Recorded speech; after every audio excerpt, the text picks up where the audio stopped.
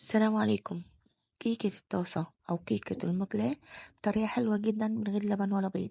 أنا نزلت بكوباية مية سخنة عليها معلقة كبيرة من النسكافيه، ونزلت في بولة كوباية ونص من الدقيق، كوباية سكر، معلقتين كاكاو، رشة ملح، فانيليا، معلقة صغيرة بيكنج صودا، مش بيكنج باودر، بيختلف. وبعد كده هننزل بالكوباية اللي فيها النسكافيه، هنقلبهم كويس لحد لما يختفي الدقيق. هنزل بمعلقة كبيرة من الخل علشان يتفاعل مع البيكنج صودا، وبعدين هننزلهم في مقلاة أو طاسة، وهنغطي عليهم حوالي 25 دقيقة.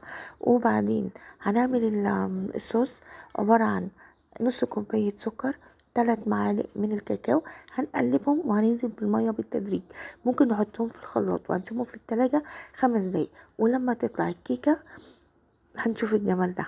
ألف هنا وشوف على قلبكم.